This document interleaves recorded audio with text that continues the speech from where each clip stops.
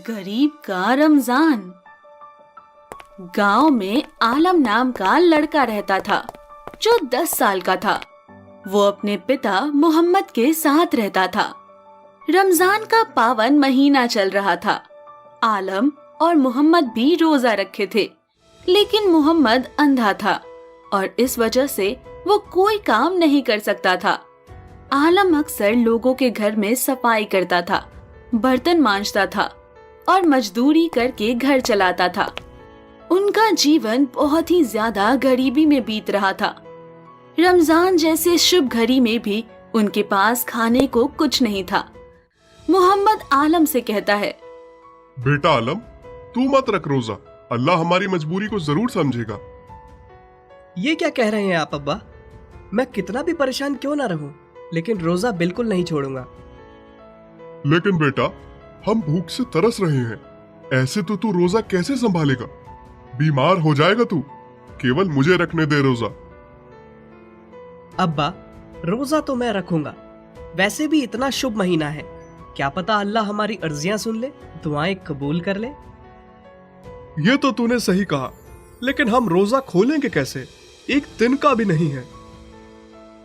आप फिक्र ना करें, मैं कुछ करता हूँ। ऐसा करता हूँ कि सेठ और खाला से अपनी तनख्वाह मांगने जाता हूँ। इसके बाद आलम कुछ पैसों की उम्मीद में अपने सेठ के पास जाता है। क्या आलम, कैसे आना हुआ? तू रोजे में भी मजदूरी करना चाहता है क्या?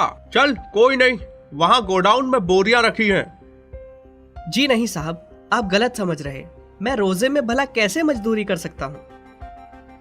अच्छा, तो यहाँ क्या भीख मांगने आया है अपनी मनुष्य शक्ल लेके? हैं?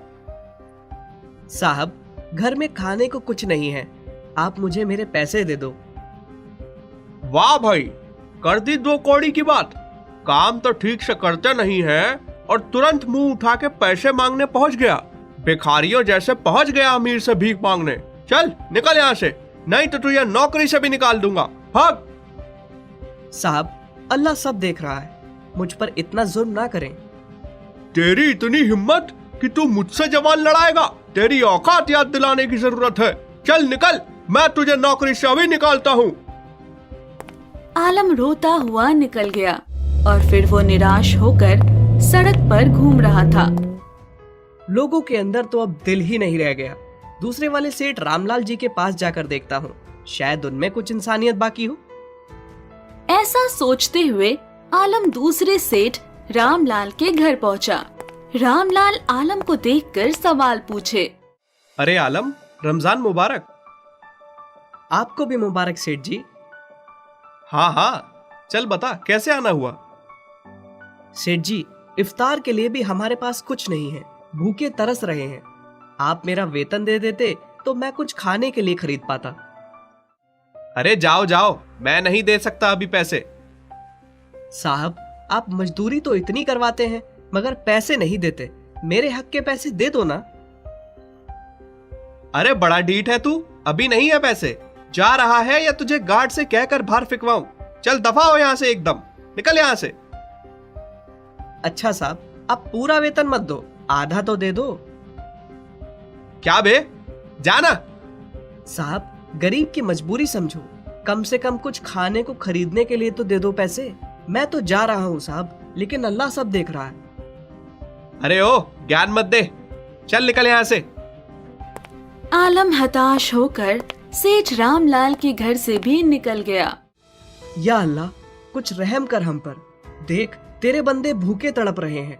रोजा खोलने के लिए भी हमारे पास खाने को कुछ नहीं है। मौला, मदद कर हमारी।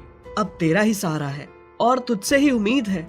चलो एक आखिरी कोशिश कर लिए जाए। और अब गली वाली खाला के घर जाता हूँ, क्या पता वो मेरा वेतन दे दे मुझे। इसके बाद आलम खाला के घर जाकर दरवाजा खटखटाते हुए आवाज देता है। अरे ओ खाला, सुनती हो? मैं हूँ आलम। या अल्लाह, इस बुढ़िया को कभी तो कोई आराम करने दे। क्या है लड़के, तूने तो छुट्टी ली थी ना, अब क्या काम है तुझे? खाला, मेरा वेतन दे दो बस। अरे दे दूंगी ना बाद में, इतनी क्या जल्दी है तुझे? चोर या झूठी दिख रही क्या मैं तुझे, या फिर तेरे पैसों को खा रही? अगले महीने एक साथ वेतन मिलेगी, समझा? चल जा अब। अरे खाला, मैंने कहाँ कुछ कहा, बस वेतन ही तो मांग रहा हूँ। हम गरीबों की रमजान के बारे में भी तो सोचो, हमारे पास रोजा खोलने के लिए भी कुछ नहीं है खाला। बड़ा बदतमीज लड़का है रे तू। बोली ना कि अगले महीने वेतन मिलेगी, समझ नहीं आई बात?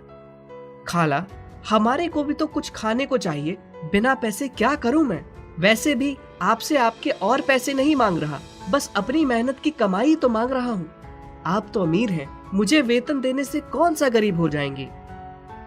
अरे लड़के, तमीज तो तुझमें है ही नहीं बिल्कुल। अब मैं अमीर हूँ तो क्या, हर फकीर को भीख देती रहूं? चल निकल यहाँ से, चल जा। आप अमीर लोग हम गरीबों की इज्जत क्यों नहीं करते?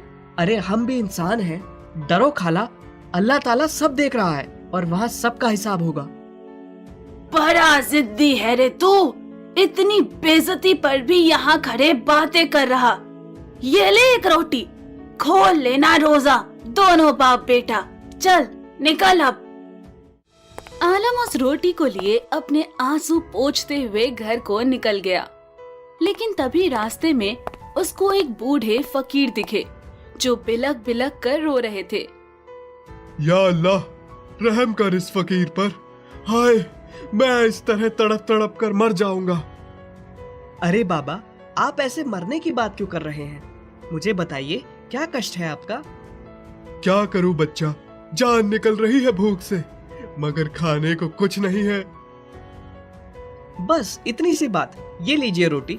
माफ करिए, मैं आपको और कुछ नहीं दे सकता, क्योंकि सिर्फ यही रोटी मेरे पास है। आप इसको खा लीजिए। शुक्रिया बेटा, लेकिन तेरे पास सिर्फ यही रोटी है तो तू क्या खाएगा? मेरी फिक्र ना करिए बाबा, आपको इस रोटी की ज्यादा जरूरत है, आप खा लीजिए। बेटा, तू बड़ा ही नेक दिल है। सब्र रख, अल्लाह तेरी झोली में ढेर सारी खुशियां डालेगा। शुक्रिया बाबा, अल्लाह करे आपकी हर दुआ कबूल हो जाए। आलम फिर खाली हाथ सुकून से मुस्कुराते हुए घर जाने लगा। तभी उसको रास्ते में मस्जिद दिखा। वो मस्जिद में गया तो उसे सोने के सिक्कों से भरा एक बड़ा सा खूबसूरत संदूक दिखा। या अल्लाह, ये तो बहुत सारा सोना है, ये यहाँ कैसे पड़ा है?